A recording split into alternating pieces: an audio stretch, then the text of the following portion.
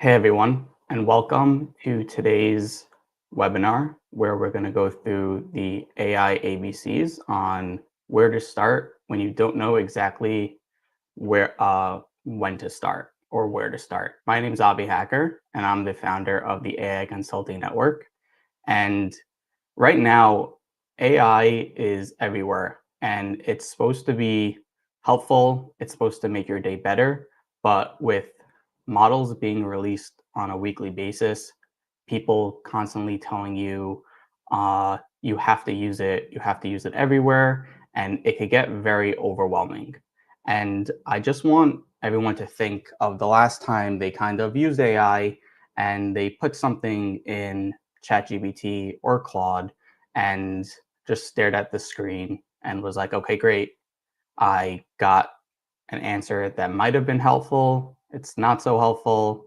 And you just did not know what to do next. And if that sounds like you, then you're in the right place.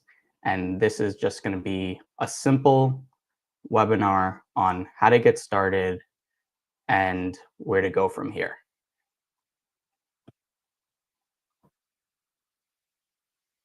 So the problem we have right now that I discussed was that there are so many models being released in the past year, just from OpenAI itself.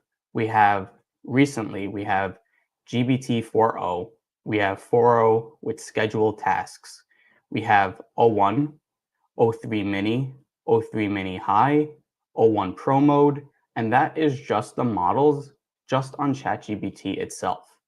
And then you have Claude, you have Gemini, you have Perplexity, Grok has their own models, Amazon. And I could go on forever on how many different companies are releasing different AI models that you that they all have their own capabilities. And yeah, it is hard on where to get started and what model to use for what specific use case. Now, if you're not following the news every single day on what the update is, yeah, it's going to be complicated. And that's why I'm providing this webinar on just where to get started and to cut through all that noise. So additional things that people usually consider is you also have to factor in the context window of these models because a lot of times people take in these large documents, put them in an AI model, and it might not always give you a good answer, or the answer might seem like it's truncated. So some of these models have bigger context windows that it could remember more information, and some of them can't. So you have to know what is the difference between them. And then for image generation, there are also more models. So there's DALL-E, there's Flux, there's Ideogram, and they're all good for different use cases. And then in addition to that, some of the models are able to access the internet. Some of the models are not able to access the internet. And then some of them you could upload images, some of them you could upload PDF files, and some of them cite their sources, some of them don't. And this is just so much information. And I just want to be here to help you guide you through on how to find the best solution that works for your business. So, why listen to me? So, I'm actually the one that's crazy enough to try all of these models. And for the past year, I've been helping business owners actually give them direct targeted use cases and methods to apply to their company on how to grow and leverage AI to do whatever they're doing better and faster. Before I learned everything about AI from the ground up, I self-taught myself everything. I didn't take a course, I had no background, and I learned all all of my knowledge now by playing around with every single model, pushing every single model to the limit, seeing its capabilities. And that really is the best way to learn how to do something is by playing around, doing it, and seeing where the capabilities lie. Now, if you don't have all that time, that's why I'm here. But in addition to that, I graduated college with an accounting, business management, finance degree. So I have that business background. I transitioned to law school, so I got a legal background, and then I taught myself AI, and now I'm combining all those unique expertise into one place to help you and cut through all that noise.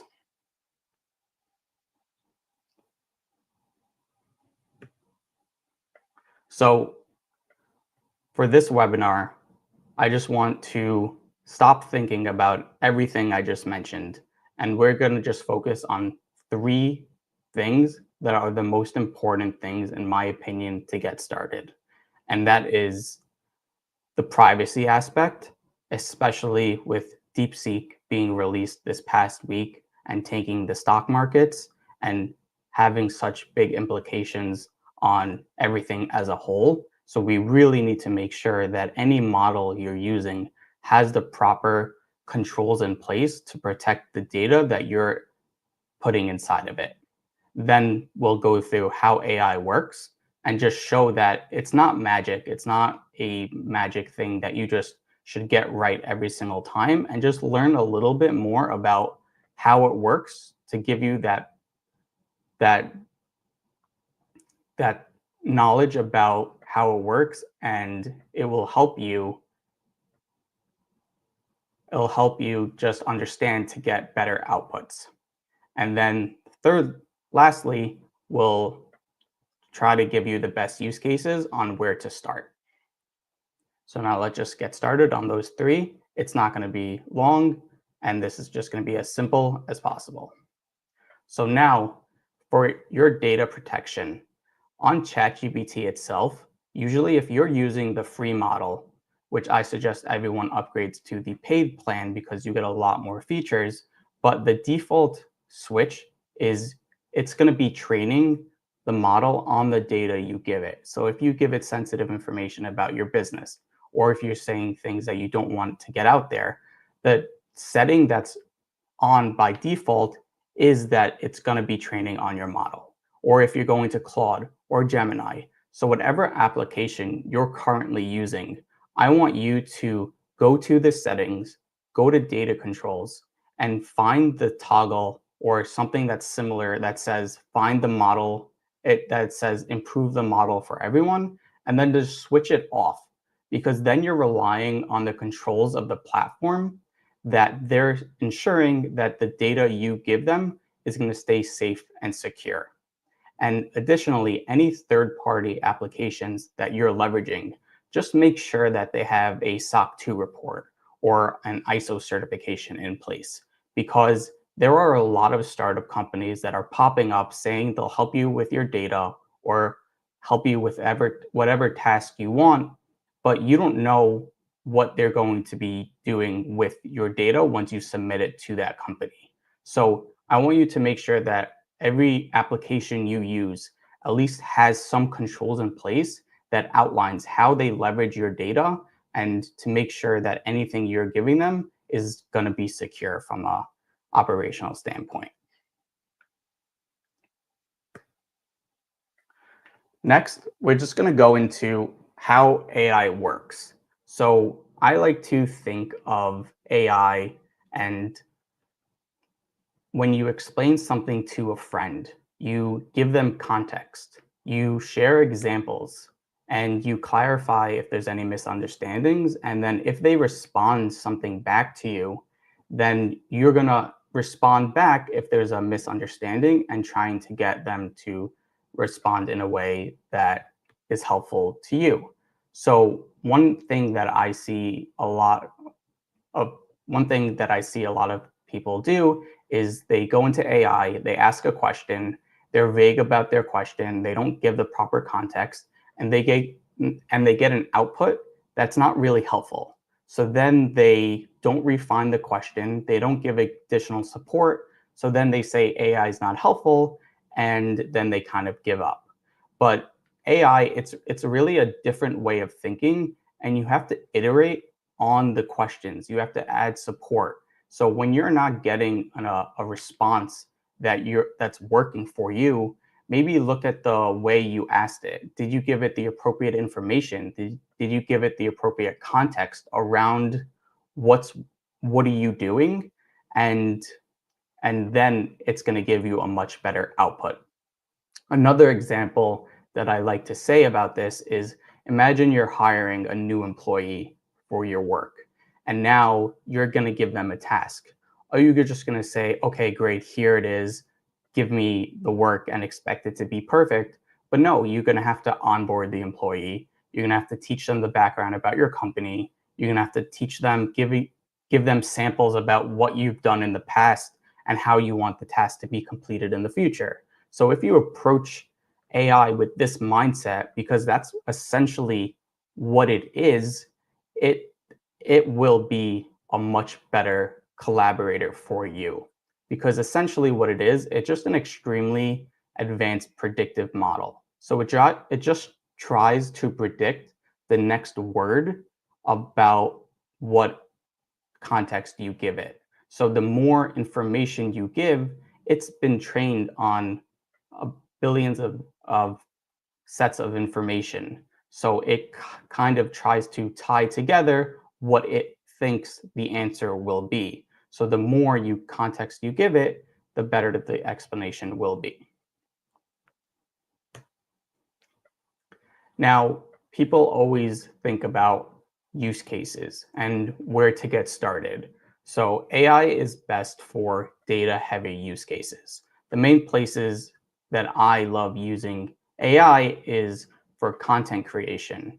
You could write blog posts, you could do social media content, you could have ads, you could create email campaigns. One of the things that I love is brainstorming with AI. So I give my AI custom GBT information about my company. Then I'll have ideas generated from it. I'll ask it about certain strategies and get its thoughts on how I should approach certain areas. And just thinking outside the box on how to leverage this technology for my best use case. And then one of the other best use cases is, especially in the real estate financial field, where you have to review a lot of documents. You could upload those documents and ask it to summarize key points for you and be as specific as possible so it will be helpful to you. You could get reports from it. You could get key insights. You could ask it to analyze it in any way, shape, or form that you can think of to be as helpful for you.